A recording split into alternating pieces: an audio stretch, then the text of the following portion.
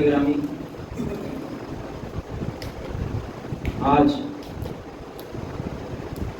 2 محرم کی تاریخ ہے اور ایام عزا کی مناسبتوں میں دوسرا دن ہے۔ شہدائے کربلا کی یاد میں ان کا تذکرہ اور اہل بیت اطہار کا تذکرہ، وہ جن کے لیے رسول نے فرمایا کہ ذکر علی عبادہ، کہ علی کا ذکر کرو، کیونکہ علی کا ذکر کرنا خدا کی عبادت ہے۔ ذکر علی عبادہ، علی کا ذکر عبادت ہے، حضور کی حدیث، جن کے لیے حضور نے فرمایا جن نفوس مقدسہ، جن ذوات قدسیہ کا ذکر عبادت ہے، جن افراد کا ذکر کرنا عبادت خدا کی ہے۔ ایسے کوئی نہیں بتا سکتے آپ کہ جن کا تذکرہ ہو تو اس تذکرے کو عبادت میں شمار کیا جائے۔ اور کیا کہنے مجلس امام حسین کی عبادت خدا کی، اور تذکرہ حضرت عباس کا، تذکرہ حضرت عباس کی شجاعت کا، اور وہ مجلس امام حسین کی اور عبادت خدا کی، کیا کہنے اس شبیہ کے عزیزان۔ تو جس آیت مبارکہ کا میں ابھی تلاوت کیا ہوں، فرمایا گیا کہ آیت ہے، یہاں سے ایک مسلسل 2-3 آیت ہیں، اس کا توجہ کیجئے گا، آخر میں کچھ نتیجے میں نکالوں گا۔ ایک صلوات پڑھ دیں محمد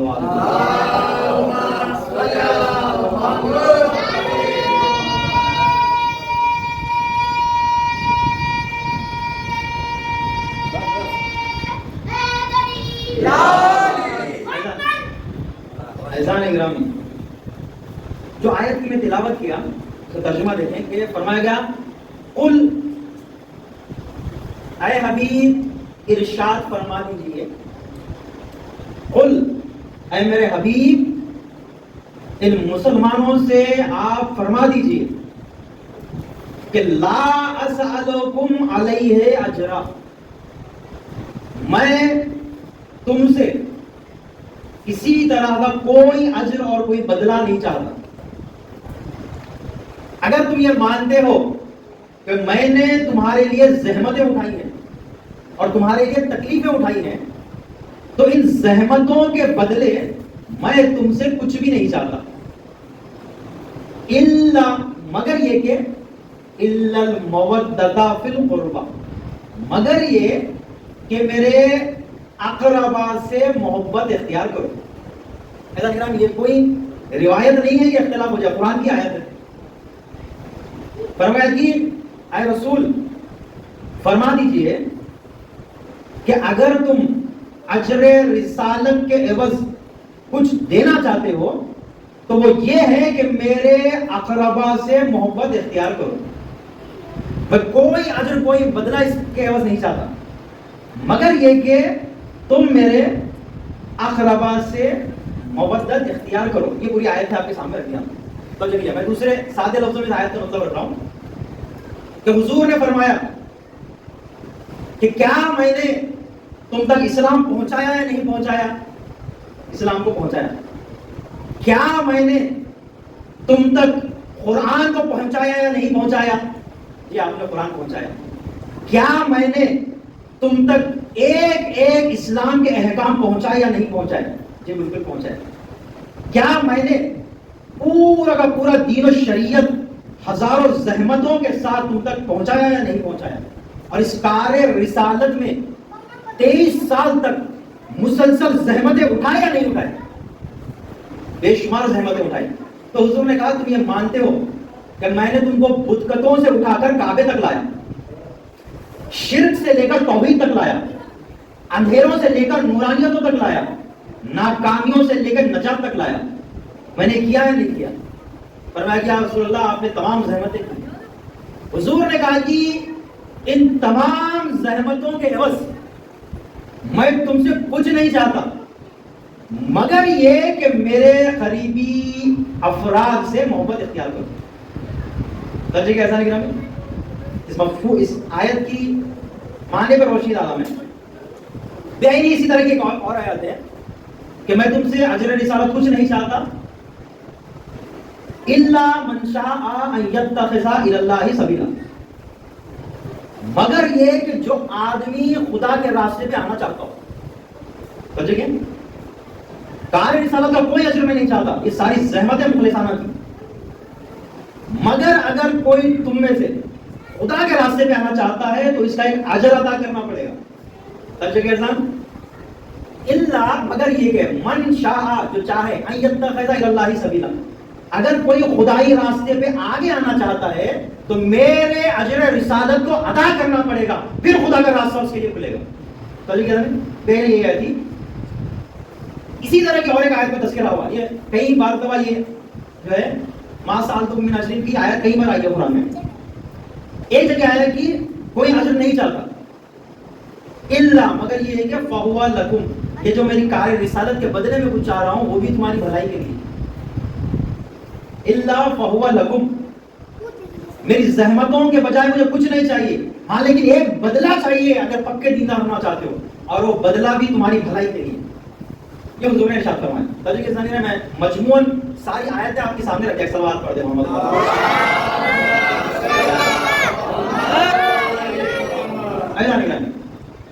یہاں تک میں وہ آیتیں جو اس کے ہم مفہوم تھے وہ رکھ دیا. تو حضور نے کہا کہ میں نے ساری رسالت کو پیش کر دیا ہے، اور اس اجر رسالت میں بس یہ چاہیے کہ میرے اقربا سے محبت اختیار کرو. اگر تم نے میرے اجر رسالت کو ادا نہیں کیا تو دھیان میں رکھنا جو کچھ دین تم نے لیا ہے وہ سب کا سب غضبی ہے. جب تک اجر رسالت ادا نہیں ہوئی تب تک ساری رسالت تمہارے نزدیک غضبی ہے. میں تمام زحمتیں کر رہا ہوں لیکن ان زحمتوں کا بدلہ یہ ہے کہ میرے نزدیک خرابت داروں سے برتاؤ اچھا کرنا.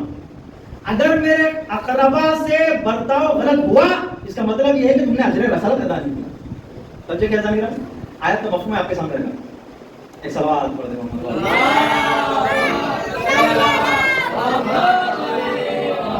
یہ آیت کو آیہ مودت کہا جاتا ہے، آیہ مودت، اور یہ ان آیات میں سے ہے کہ جو اہل بیت کی شان میں سب سے بڑی آیتوں میں سے ایک آیت ہے کہ ایک طرف پوری رسالت کو رکھا گیا اور دوسری طرف رسول کے اہل بیت کی محبت کو رکھا گیا، اور بتایا گیا جہاں پہ محبت اہل بیت نہیں ہے وہاں پر دین رسول نہیں.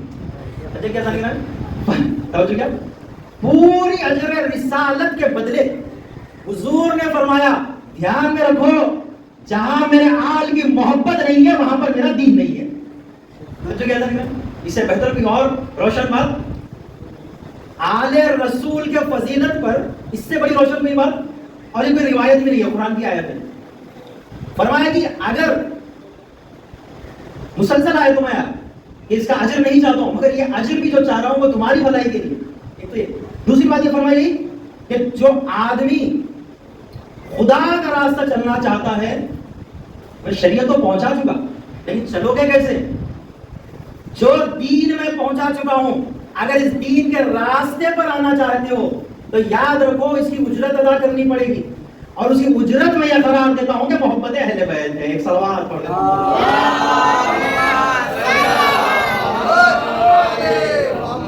یہ آیہ ذی القربہ فضائل اہل بیت کے ام الفضائل میں سے، اہل بیت کی شان میں جو قرآن کی آیتیں وارد ہوئی ہیں ان میں کی سب سے بہترین اور بارش ترین آیتوں میں سے آیت ذی القربہ ہے. ترجمہ کیا ہے؟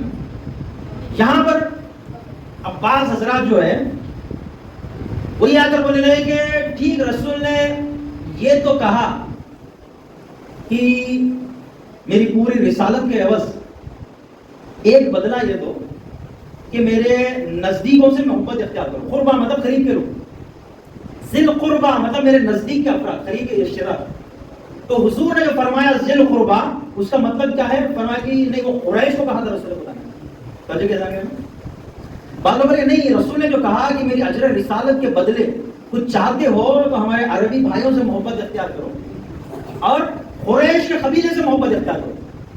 تو فرمایا کہ قریش میں کون ہے؟ تو پھر گنا جا کے فلاں فلاں فلاں فلاں، یہ فلاں وہ فلاں وہ فلاں، سب کو لا دیا گیا اس میں کہ یہ سب رسول کے قریبی ہے کیونکہ اہل قریش ہے اور یہ اہل قریش ہے. اور رسول نے کہا ان سے محبت اختیار کرو. کیوں؟ یہ صدر اسلام میں تھے.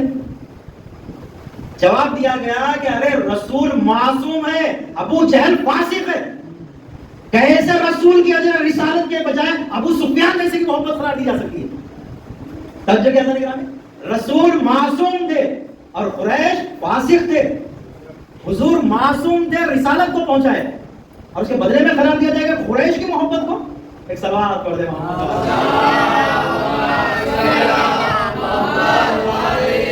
اب یہاں پہ روایتوں کا تسلسل آئے گا. آپ دھیان میں رکھیے گا کہ اگر کوئی اہل سنت میں سے کوئی آنا چاہے تو اتنا جنجال پڑا ہوا ہے روایتوں میں، وہ پڑھ کر بھی نہیں سمجھ سکتا جب تک اس کا دل آمادہ نہ ہو. بہت سارے روایتیں گڑی گئی حدیث نبوی کے نام. اس کے باوجود اہل سنت اور شیعہ کے دونوں محدثین میں یہ بات نقل کی گئی کہ جب حضور نے فرمایا کہ میں ان پوری زحمتوں کا کوئی بدلہ نہیں چاہتا مگر یہ کہ میری نزدیک افراد سے تم لوگ محبت اختیار کرنا، ان سے مودت اختیار کرنا، ان سے برتاؤ اچھا کرنا. جب حضور نے فرمایا تو ایک مرتبہ آ کر اصحاب نے پوچھا کہ یا رسول اللہ یہ کون افراد ہے جو آپ کی رسالت کا اجر متبادل ہے؟ کون ہے جن سے ہم اچھا سلوک کریں؟ کون ہے جن سے ہم محبت اختیار کریں؟ تو حضور نے فرمایا العلی والفاطمہ وابناہما. فرمایا علی، فاطمہ اور ان کے دونوں بیٹے حسن و حسین. ایک صلوات پڑھ دے محمد. حضور نے فرمایا کہ علی، فاطمہ، حسن و حسین. دھیان میں رکھنا میں جس سلسلہ نبوت کی آخری کڑی ہوں اس خانہ نبوت کے مکین یہ ہے. میرا تعلق جس نبوت اور رسالت سے ہے وہ خاندان رسالت اور نبوت میں بس یہ آتے ہیں. میرا رشتہ جو رشتہ وحیانی ہے اس رشتہ وحیانی کا تعلق یا علی سے ہے یا فاطمہ سے ہے یا حسن سے ہے یا حسین سے ہے. بظاہر میرے چچا یہ بھی ہوں گے اور بیوی وہ بھی ہوگی اور وہ بھی ہوں گے وہ بھی ہوں گے، لیکن میرا قرآنی جو رشتہ ہے وہ علی سے ہے. علی میری جان ہے، میں علی کی جان ہوں. لہموں کا لہمی و دموں کا دمی، وہ میرا جسم ہے، میں اس کا جسم ہوں. وہ میرے رگو خون ہے، وہ میں اس کا رگو خون ہوں. وہ میری جان ہے، میں اس کی جان ہوں. ایسا نہیں کہا.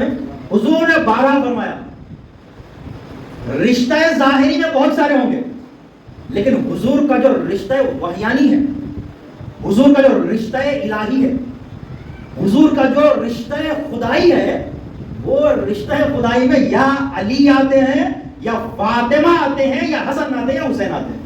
حضور کے رشتہ دار یہ ہیں.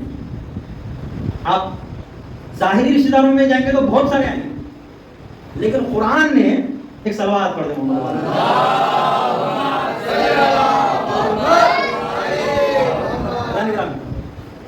حضور کے ظاہری رشتہ داروں میں بہت سارے آتے ہیں لیکن قرآن نے کہیں پر بھی حضور کے کسی رشتہ دار کے بارے میں ایک اشارت کہیں نہیں دی. لیکن پنجتن پاک ہر جگہ برابر کے برابر شامل رہے، چاہے وہ میدان کازار رہے یا وہ زیر کیسار رہے. جو حضور کا جن کا قرآنی رشتہ تھا وہ بس پنجتن پاک تھے. کیوں؟ یہ رشتہ خالی ظاہری رشتہ نہیں تھا، واللہ خدا نے صاف کہا تبت ابا لہب و تب. جہاں پر بات رسول کے چچا ابو لہب کی آئی قرآن نے لعنت بھیج دی کہ اس کے ہاتھ ٹوٹ جائیں.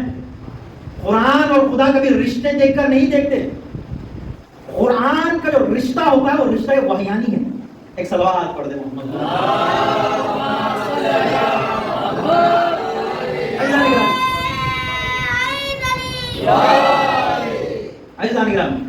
تو ہوا یہ کہ اشکالات وارد کیے گئے کہ نہیں، ایک روایت میں لایا کہ حضور نے فرمایا عربیوں سے جو ہے وہ غیر عرب اچھائی سے پیش آئیں، اور بعض ایک کہ نہیں جو قریش کے علاوہ ہے وہ قریش سے اچھے برتاؤ سے پیش آئیں۔ اب سمجھ میں نہیں آ رہا تھا کہ آخر مصداق کو تعین کیسے کریں گے، آخر سمجھیں گے کیسے کہ حضور کے ذی القربہ ہے کون، آخر کیسے سمجھا جائے گا کہ حضور نے جن کی محبت کو واجب قرار دی وہ کن کی محبت ہے، سمجھیں گے کیسے؟ تو قرآن کی آیتوں کا تفسیر ہے، میں ایک معنی کا خالی عرض کرتا ہوں، ترجمہ کیا جانے گا، صرف ایک منظر آپ کے سامنے عرض کرتا ہوں اور بات تمام انشاءاللہ، ایک ہی منظر۔ اب سب کہتے تھے کہ ہاں ہم نے جو ہے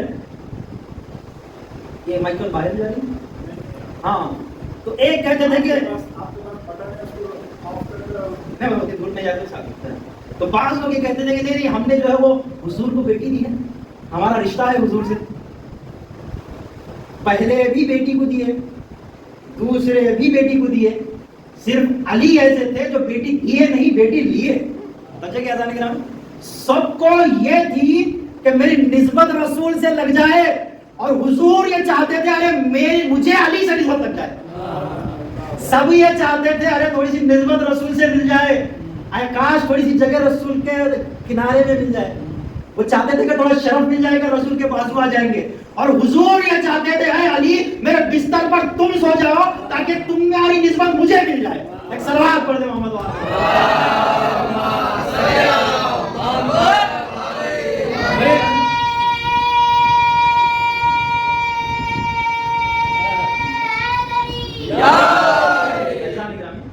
تو سب کو ناز ہے، کس بات پر ناز ہے کہ بھائی ہم نے رسول کو بیٹی دی ہے، اور رسول کو ناز ہے کہ کوئی تو فاطمہ کے برابر کا نکلا، کوئی تو کفو فاطمہ نکلا، ارے کہیں ایک تو مرد نکلا کہ جس سے بی بی فاطمہ الزہرا کی شادی کی جا سکے، کوئی تو کہ ہم پلہ نکلا۔ حضور کو ناز تھا کہ میرے آل ایسی ہے۔ تجربہ کیا گرامی، ایک وقت کا واقعہ ہے کہ لوگ اپنے آپ کو حضور سے جوڑ دینے کو بڑا شرف سمجھتے تھے۔ ایک مرتبہ پیغمبر اسلام مدینے کی گلیوں میں جا رہے تھے، اور حضور کے طب کے مطابق طب معمول حضور کے ایک کاندھے پر امام حسن سوار تھے اور دوسرے کاندھے پر امام حسین سوار تھے، اور یہ ہمیشہ کا معمول تھا کہ حضور امام حسن اور حسین کو بٹھا کر گلیوں کوچا میں پھرا کرتے تھے اور دور دور لے جایا کرتے تھے۔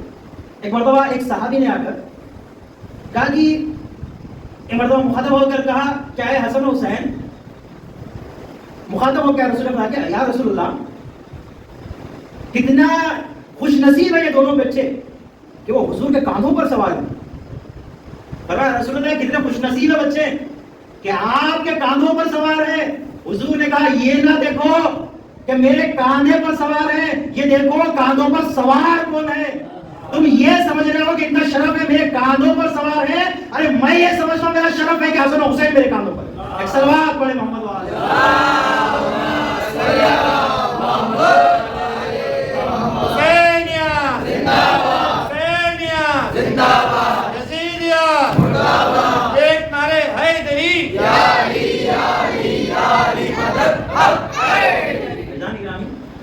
ایرانی ہے۔ بہت سارے لوگ بولتے وہ ہمارے پرکھا جو ہے وہ فلاں فلاں تھے، ہمارے باپ دادا وہ فلاں فلاں کام کیے تھے۔ ہمارے حیدرآباد میں وہ سننے میں آتا ہوں ارے ہمارے بڑے جو ہے نواب تھے۔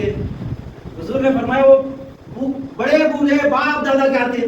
حضور نے کہا چھوڑو وہ کیا تھے گا، چھوڑو وہ سسٹم چھوڑ دو۔ حضور نے یہ نہیں کہا کہ میرے باپ دادا کیا تھے، نہیں گنایا۔ حضور نے گنایا دیکھو میرے نواسے کیا ہے۔ حضور نے یہ نہیں بتایا کہ میرے باپ دادا بہت بڑے تھے اور میں کچھ بھی نہیں ہوں، یہ حضور نے یہ کردار نہیں اپنایا۔ حضور نے فرمایا کہ دیکھو میری نسل پاک کیا ہے، آتی میری نسل پاک کو دیکھنا اور سمجھنا کہ شان نبوت کیا تھی۔ جب حسن و حسین کو دیکھنا تو سمجھنا شان نبوت کیا تھی، جب حسن و حسین کی زندگی دیکھنا تو سمجھنا کہ رسالت کیا تھی، جب حسن و حسین کو دیکھنا تو سمجھنا کہ ذات محمد مصطفیٰ کیا تھی۔ صلوات پڑھے محمد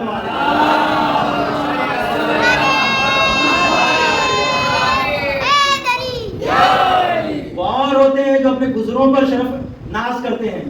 رسول خدا نے اپنے آنے والوں پہ افتخار کیا ہے، فخر کا احساس کیا، دیکھو میری آنے والے نسل کیا ہے۔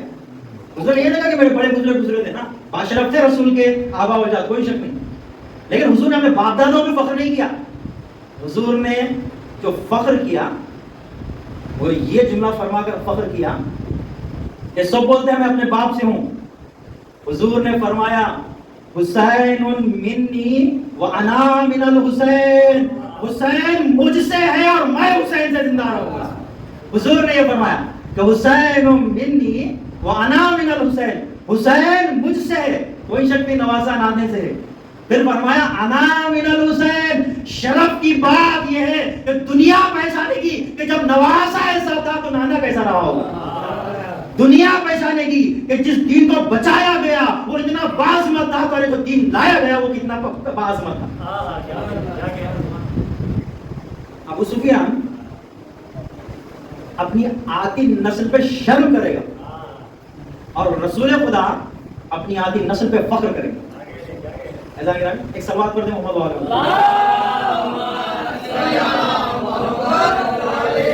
میں بہت ساری بحثوں میں چھیڑتا نہیں ہوں، لیکن پھر بھی ایک نقطہ آپ کے سامنے عرض کر رہا ہوں. ایک اچھے مفکر، ایک عارف ہے، ان کا بتایا ہوا بہت اچھا جملہ ہے. شاید اس آیت کے ذیل میں شاید وہ بات جو ہے غیر مناسب نہیں رہے گی. آپ توجہ کیجیے گا، ایک دو منٹ میرے ساتھ رہے، آپ اس بات پہ توجہ کیجیے گا کہ وہ بات اس آیت سے بہت نزدیک ملتی ہوئی مجھے لگتی ہے. کہ ہوا یہ کہ حضور نے کتنے جنگیں لڑی؟ حضور نے کتنے جنگیں لڑی؟ حضور نے جو ہے کم و بیش 60 جنگیں تو لڑی. حضور نے نزدیک 60 جنگیں حضور نے 60 جنگیں حضور نے اپنی حیات طیبہ میں لڑی ہیں. اچھا، ان میں سے ابو سفیان سے کتنے لڑی؟ حضور نے ابو سفیان سے کتنے جنگیں لڑی؟ ابو سفیان سے حضور نے کتنے جنگیں لڑی؟ لگ بھگ پوری کی پوری جنگیں ابو سفیان کی. جنگ بدر دوم، جنگ احد، پورا جنگ خندق، لگ بھگ تمام کی تمام جنگیں لڑی ہوئی ابو سفیان سے، سوائے جنگیں جو ہے وہ حنین وغیرہ ایک چھوڑ دیں آپ، تو اس کے علاوہ حضور کی ساری جنگیں لڑی ہوئی ابو سفیان سے. ہر جنگ کو اٹھا کے لانے والا ابو سفیان ہے. پورے وہ مشرکین اور خیبر کے سارے یہودیوں کو سب کو جمع کر کے لے کے آ کر مدینے کے محاصرے میں لے کے آ کر جنگ خندق جو لڑی گئی، جنگ خندق لڑنے والا کون ہے؟ ابو سفیان. بدر ابو سفیان، احد ابو سفیان. ہر جنگ کا لڑنے کی وجہ ابو سفیان. توجہ کیا بات کیا چاہیے کہ حضور نے جتنی جنگیں لڑی ہیں وہ گنی چنی 1-2-4 جنگیں چھوڑ کے پوری جنگیں ابو سفیان سے. اور اس کا ہوا کیا کہ فتح مکہ کے وقت جان کے ڈر سے اسلام لا لیا. زندگی بھر جنگ لڑے اور جب سمجھ میں آیا کہ کچھ ہاتھ لگنے والا نہیں ہے اور مکہ بھی فتح ہونے والا ہے تو اسلام لا لیا. اب پلیتیاں جہاں کی وہاں دبی رہی، اسلام بے ظاہر لا لیے جان سے ڈر کے. پورے برے منصوبے اور برائیاں جہاں کی وہاں دبی رہی. اب ابو سفیان کا بیٹا کون ہے؟ معاویہ. اب معاویہ کیونکہ جانتا تھا کہ اس حال میں نہ رسول کا نہ آل رسول کا کچھ نہیں کیا جا سکتا، لیکن وہ جو سرطان تھا، وہ جو گندگیوں اور برائیوں اور پلیتیوں کا جو کینسر تھا، وہ اسلام کی چادر اوڑھ کر جس میں اسلام میں پھیلا ہوا تھا. توجہ کیا جانے گا، وہ جتنی رسول سے دشمنیاں تھی، وہ جتنی اسلام کے دشمن تھے، وہ جتنا شرک ان کے دلوں میں بھرا ہوا تھا، اسلام کی چادر اوڑھے ہوئے تھے اور اندر ساری برائیاں جہاں کی وہاں رکھی ہوئی تھی. توجہ کیا جانے گا. ابو سفیان رسول خدا کے مقابل، معاویہ امام علی کے مقابل. اب اس کا نے ہوا کیا؟ امام حسن نے پھر صلح کر لی. کیوں؟ کیونکہ ابھی یہ کینسر جسم میں پھیلا ہوا ہے، اس پر اگر تلوار ماریں گے تو بیچارے نادان مسلمان مر جائیں گے. ان کو مارنے کی آڑ میں سب لوگ بولے کرے نہیں وہ خال المومنین کو مارا جا رہا ہے، رسول کے رشتہ داروں کو مارا جا رہا ہے، اور بیچارے نادان مسلمان ویسے کٹ جائیں گے. تو ایک مرتبہ امام حسین نے صحیح وقت پہ انتظار کیا. رسول خدا کی حیات گزری، مولائے کائنات مسلسل جنگ صفین کرتے رہے، تمام زندگی ختم ہو گئی، شہید ہو گئے مولائے کائنات. امام حسین نے حالات کو مناسب نہیں سمجھا. انشاءاللہ اگر بعد میں وقت آئے گا تو صلح حسین کو تھوڑی صلح امام حسن کی بھی روشنی ڈالوں گا. امام حسن نے صلح کری لیکن اسلام پہ آنچ آنے نہیں دی. جب رسول کے گھرانے سے نکل کے آئے، بھائی گھر میں کیا ہو رہا ہے وہ گھر والے لوگ جانتے ہیں، اور بچے اتنے پروفیشنل نہیں ہوتے کہ وہ جھوٹ بول سکیں. گھر کے باہر آئے تو صاف بول دیتے ابا ہے گھر میں، ہے آپ بول کے چھوڑے تو کیا ہے کہ گھر کے باہر جب بچے آتے ہیں ابا ہے گھر میں تو ہاں ہے بول دیتے، کیوں ہوتا ہے پروفیشنل رہتا. تو بچے جب باہر آتے ہیں تو پتا چلتا گھر میں کیا ہے.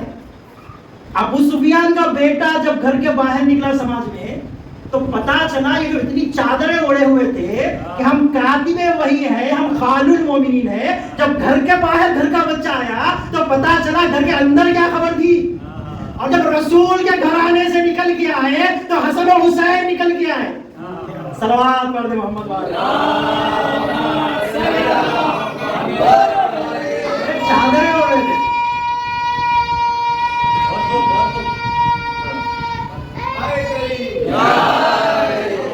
گھر کے اندر کا مسئلہ تھا اور چھپا رہے تھے کہ نہیں ہم تو جو ہے بہت مقدس ہے، ہم کاتب وہی ہیں، قرآن کو لکھے ہیں. ابھی محرم شروع ہوا نا، تو محرم شروع ہونے سے پہلے ہی جو ہے وہ شان معاویہ کی کتابیں لکھنا شروع ہو گئی.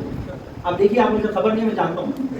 تو نہیں بڑے چادریں اڑا رہے تھے کہ نہیں بہت مقدس ہے، کاتب وحی ہے، خال المومنین ہے، اہل قریش سے ہے، خاندان قریش سے ہے، رسول کے رشتہ دار ہیں. گھر میں کیا تھا؟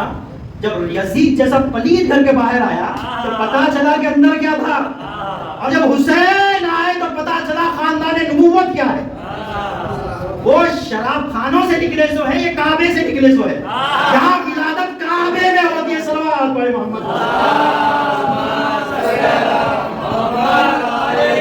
جو رند خانوں سے آئے تھے وہ یزید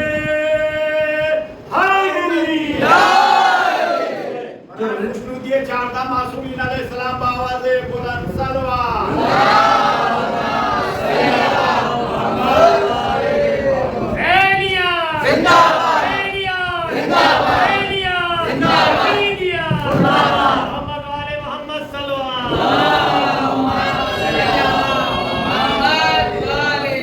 ایسا نہیں میں بات تمام کر رہا ہوں کہ جو رند خانوں میں پلے تھے وہ بعد میں شرابی نکلے، اور جن کی پیدائش کعبے میں ہوئی تھی ان کے بچے نوکے نیزہ پر بھی قرآن کی تلاوت کر کے دکھائے.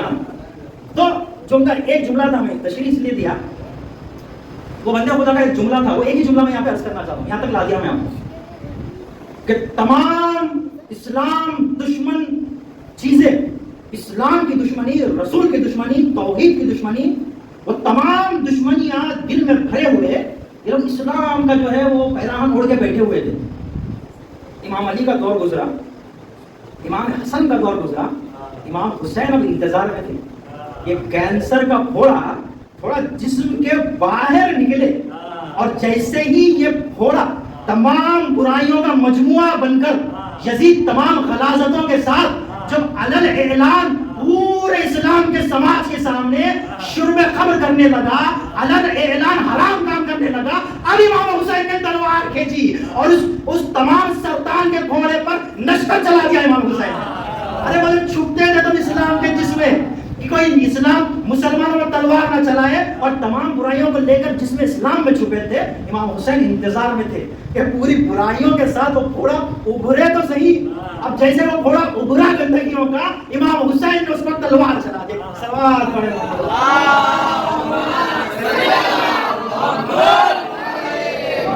اور امام حسین نے اس طرح سے یزیدیت کے گلے پہ تلوار چلائی کہ جو آل امیہ رسول سے لڑتی رہی، جو آل امیہ بی فاطمہ پر مظالم ہوتے رہے، جو آل امیہ امام علی کو شہید کی، جو آل امیہ امام حسن کی دشمن تھی، امام حسین نے ایسی ضربت ماری کہ پھر آل امیہ دوبارہ نہیں ہوتے.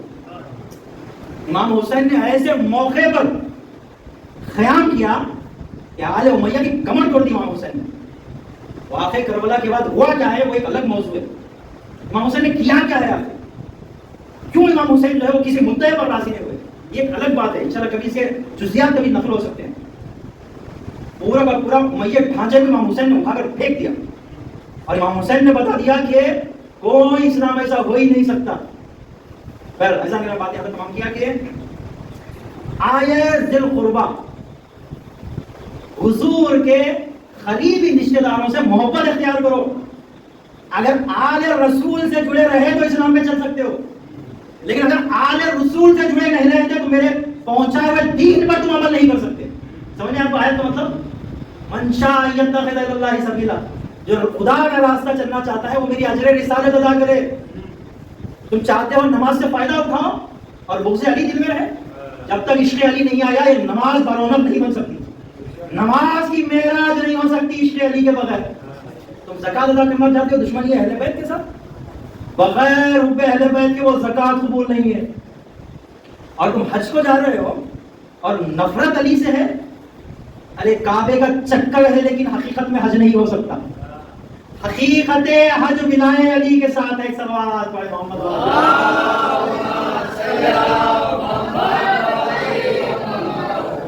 حب علی سفینہ بحر نجات ہے. حب علی سفینہ بحر نجات ہے. ایمان محبت شہ قدسی صفات ہے. مومن کا حج یہی صوم و صلات ہے. حقا کے عین کعبہ دین ان کی ذات ہے. ایسا کوئی جہاں میں خدا کا ولی نہیں, ضائع ہے سب عمل جو ولائے علی نہیں.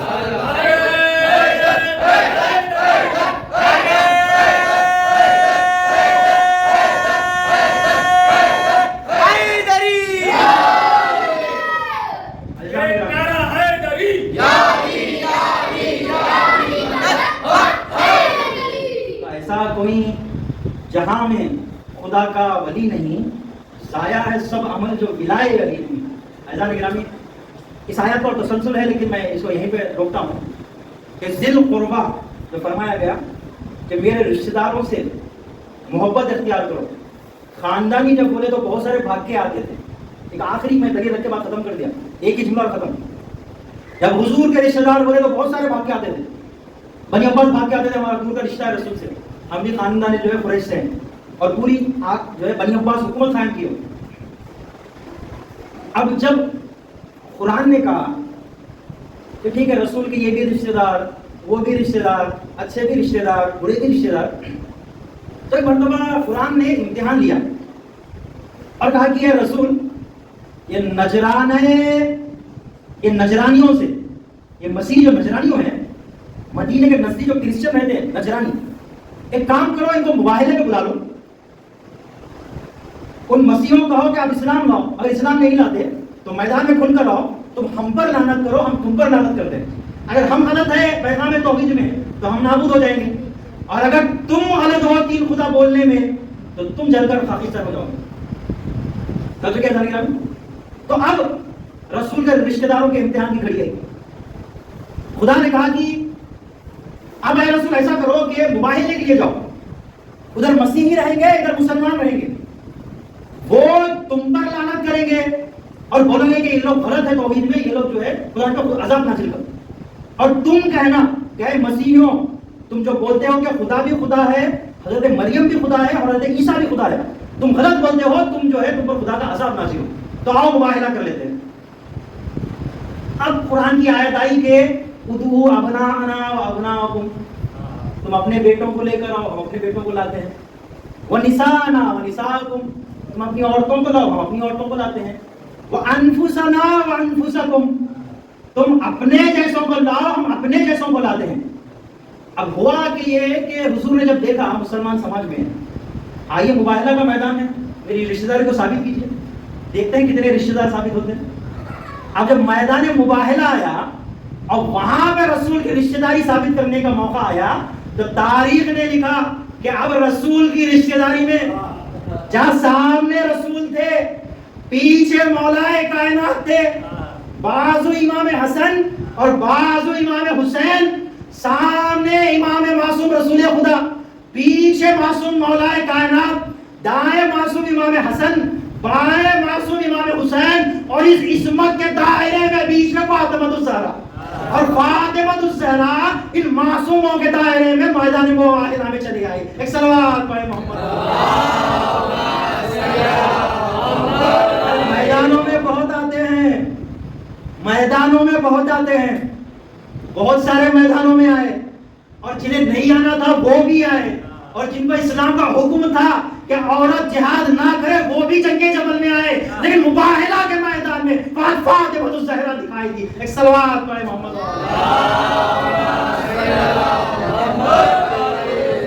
میں بات کہیں تمام کیا کہ رشتہ داروں میں رسول کے بہت لوگ شامل کرنے جا رہے ہیں, لیکن جب مباہلہ ہوا تو پتا چلا کہ اتنے ہی رشتہ دار ہیں, ان کے علاوہ کوئی رسول کا اور رشتہ دار کہنے کے قابل نہیں ہے.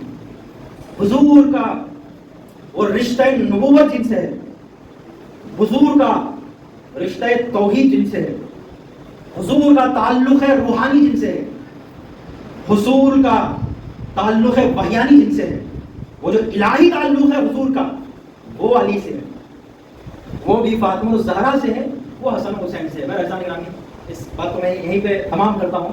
تو ذی القربہ میں بہت ساری بحثیں ہوئی ہیں, لیکن یہ کہ حضور کے رشتہ داروں میں جو ثابت ہوئے وہ صرف اور صرف پنجتن پاک ہے اور کوئی نہیں ہے. ایک صلوات پڑھیں.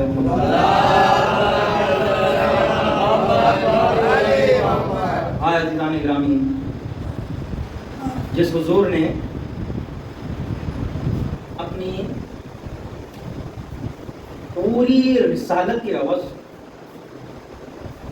یہ مانگا تھا کہ دیکھو میں تم سے اجر رسالت نہیں چاہتا ہوں, لیکن یہ دھیان میں رکھنا کہ دیکھنا میرے بعد میرے اہل کے ساتھ ظلم نہ کرنا, اور میری اجر رسالت یہ ہے کہ میرے آل کے ساتھ اچھا برتاؤ کرنا.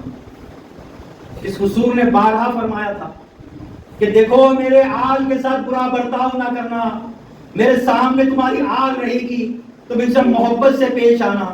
عزیزان گرامی, اس آل کے ساتھ محبت سے تو پیش نہیں آیا گیا, لیکن ایسا حال کیا گیا آل کے ساتھ کہ آل گریاں ہوئی کہ اے بابا آپ کے جانے کے بعد کیا مصائب لائے گئے, اے رسول خدا کے جانے کے بعد نواسہ رسول کو سوا کر دیا گیا. عزیزان گرامی, آج 2 محرم ہے, اور آج 2 محرم کو مختصراً حضرت مسلم کے دونوں بیٹوں کا تذکرہ کیا جاتا ہے. میں چاہتا ہوں کہ ضمناً حضرت مسلم کے دونوں بیٹوں کے ساتھ بی بی زینب کے دونوں بیٹوں کا بھی تذکرہ ہو جائے. عزیزان گرامی, جب کربلا میں تمام اطفال حسینی تھے اور ایک کے بعد ایک جب سب شہید کر دیے گئے, ان میں سے 2 بچے جو حضرت مسلم کے 2 ننھے بچے تھے, ان دونوں شہدادوں کو خیمہ گاہ حسینی سے اٹھا کر ان دونوں کو زندان میں ڈال دیا گیا.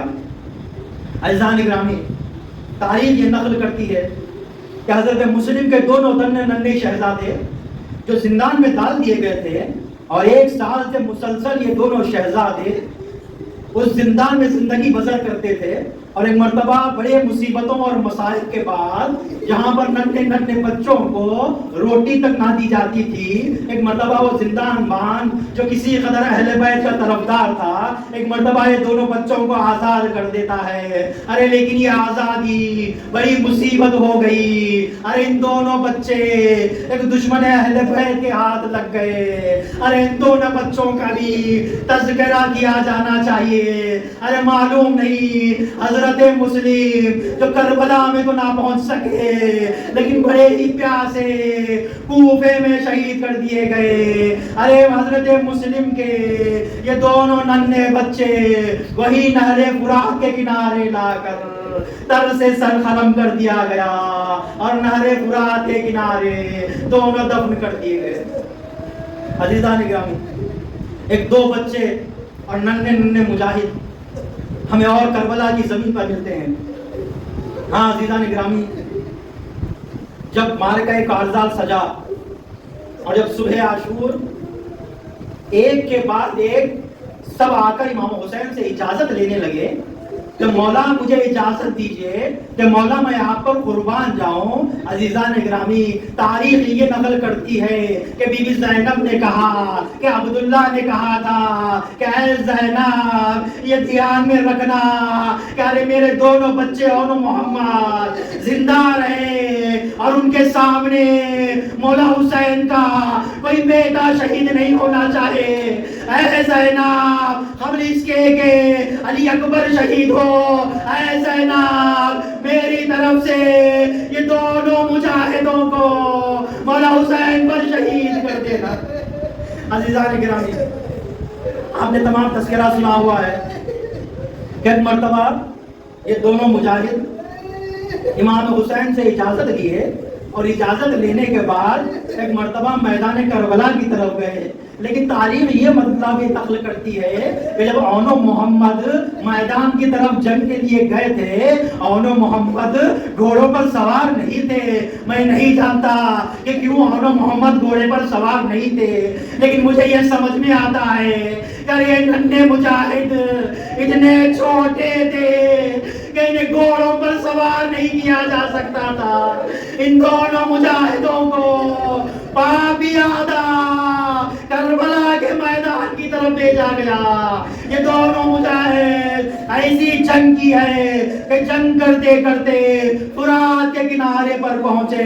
جب فرات کے کنارے سے واپس لوٹے، ارے رادہ درگاہ آدھا میں دونوں بچوں کو شہید کیا گیا.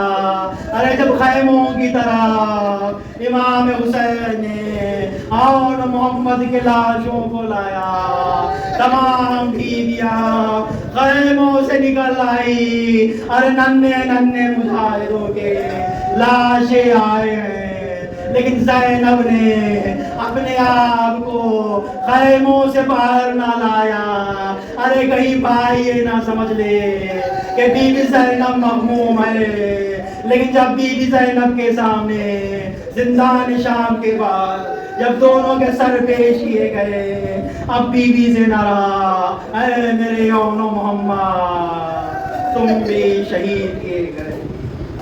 انا للہ و انا الیہ راجعون. قسم بقضائه وتسلیما لامره الا لعنۃ اللہ علی القوم الظالمین. وسيعلم الذين ظلموا أيّ منقلب ينقلبون. انا للہ و انا الیہ راجعون.